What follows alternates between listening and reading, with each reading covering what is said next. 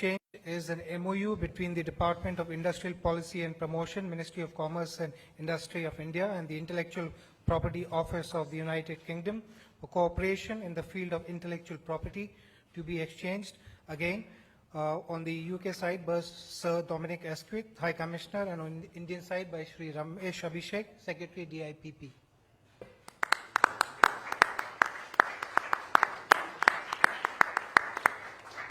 Excellencies, this concludes the exchange of agreements ceremony. Ladies and gentlemen, we will now have press remarks by the two leaders. May I first invite the Prime Minister of India, Shri Narendra Modi, to deliver his press remarks. Your Excellency, Prime Minister Theresa May, members of the media, friends, Excellency, I am honored to welcome you to India. We deeply appreciate that you have chosen India for your first bilateral visit outside Europe. Last week was a period of great festivities in India. You also celebrated Diwali with much fanfare in London. Your visit today gives us reasons to celebrate the vibrant and strong India-UK partnership. Friends, India-UK ties are truly special. It is an enduring partnership which is nurtured by our shared values, extensive people-to-people linkages. Let's not forget cricket here. Widespread economic engagement for the prosperity of our societies, common efforts aim at the security of our people, and a common vision for a peaceful and prosperous world. Our strategic partnership is geared towards meeting the existing new and emerging challenges of the 21st century and contributing to the larger regional and global good. Friends, in my extensive discussions with Prime Minister May, today we look at the full range of our partnership. The spread and depth of our engagement has indeed been impressive. We also agreed to add new dimensions and initiatives to broaden the scope of our linkages. Earlier this morning, Prime May and I jointly inaugurated the India-UK Tech Summit. It marked a fitting celebration of 2016 as the India-UK Year of Education, Innovation and Research. Science and technology is a vibrant and fast-growing space in our partnership. It is an area of tremendous potential and promise. It allows for the convergence of novel ideas, new research, and next-generation technologies, and brings the benefits of science and technology collaboration to the lives of common people, not just in India and the UK, but in the entire world. At the summit, new bilateral initiatives on clean energy and energy-efficient building materials were announced. This would be critical for development of smart cities and to our quest for innovative solutions to tackle challenges of climate change and sustainability. Friends, growing business partnerships and expanding trade and capital flows between our two economies are crucial to our economic partnership. Indian companies have been successfully raising finance from the City of London. We are encouraged by the London Stock Exchange, presently hosting several rupee-denominated masala bonds. It reflects the strong investor confidence in the fast-growing Indian economy. A meeting of the India-UK CEOs Forum held earlier today and their valuable recommendations would help us deepen business-to-business ties. The meeting of the India-UK Joint Economic and Trade Committee later this afternoon will take forward the business agenda. We have also agreed to establish a joint working group on trade. We believe that such a group should not only focus on ways to increase trade in goods, but also on the expansion of services trade, including through greater mobility of skilled professionals. Friends, I also discuss defense and security partnership with Prime Minister May. I encourage British companies to look at the multiple opportunities in the Indian defense sector. Looking beyond trade in defense equipment, I invite them to build partnerships with Indian enterprise that focus on manufacturing, technology transfer, and co-development. Security of the cyberspace, especially involving our critical infrastructure, is an area of shared interest. I welcome our growing cooperation in this field. I also discussed with Prime Minister May ways to purposefully work together to combat the growing forces of radicalization and terrorism. We agreed that it is not a limited security challenge. Its arc of threat spread across nations and regions.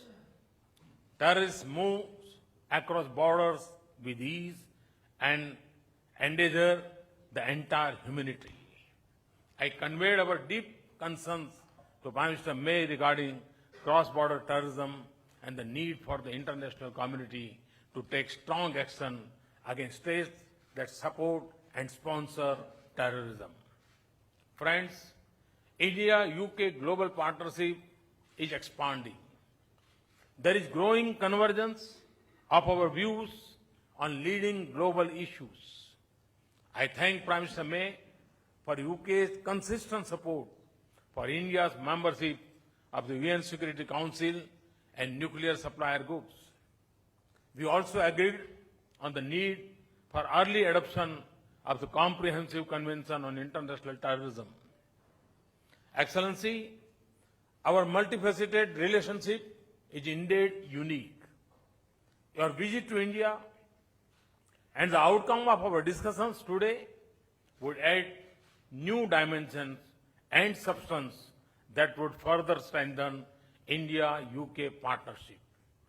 I also take this opportunity to convey my best wishes to the English who will begin their campaign in Rajkot, Gujarat, day after tomorrow. May the best team win. Excellency, let me once again extend a very warm welcome to you and your delegation to India. Thank you. Thank you very much. I thank the Prime Minister for his statement.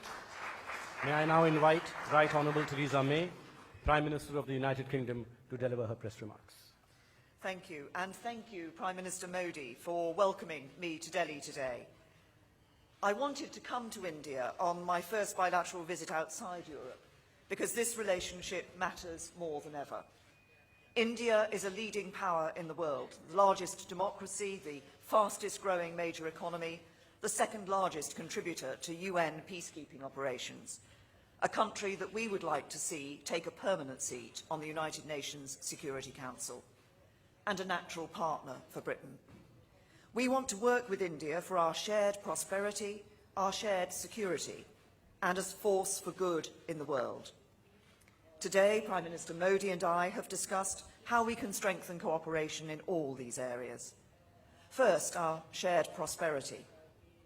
As leaders, we are both working to improve the livelihoods of our citizens, creating jobs, developing skills, investing in infrastructure, and supporting the technologies of the future. That creates opportunities for British businesses and investors here in India and vice versa.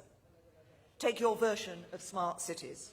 Today, we have agreed a new partnership that will bring together government, investors and experts to work together on urban development, unlocking opportunities worth £2 billion for British businesses over the next 5 years. This will focus on the dynamic state of Madhya Pradesh, with plans for more smart cities than anywhere else, and the historic city of Varanasi. Take the capital that's required for India's infrastructure.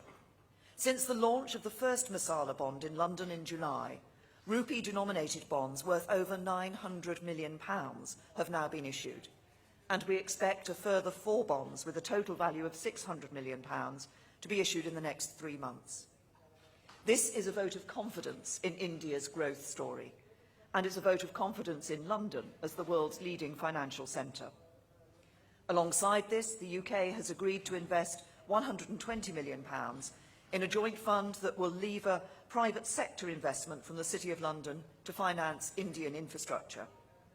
So the potential to expand the commercial opportunities for both our countries is huge, and on this visit alone, more than £1 billion of business deals will be signed. But there's much more we can do. We are both firm supporters of free trade. We both want to be great exporting nations, and so we should work together for the long haul to break down the barriers to trade and investment. Here today, we've signed a new programme of cooperation to strengthen the protection and enforcement of intellectual property rights, which provides greater certainty for business. And the UK will share technical expertise on issues such as deregulation and tax to help make India an easier place to do business. We've also agreed to establish structured talks at officials level to identify what more we can do now before the UK leaves the EU to remove barriers to business. And this will pave the way for securing a deeper trade and investment relationship once the UK has left. Prime Minister Modi and I have also discussed how we can improve business travel for Indian visitors to the UK. The UK will make India the first visa country to have access to our registered traveller scheme, offering many Indians smoother and swifter clearance at the border. And we have invited the Indian government to become the first government in the world to nominate top business executives for the Great Club, our bespoke visa and immigration service. We've also agreed to establish a strategic dialogue on home affairs issues covering visas, returns and organised crime.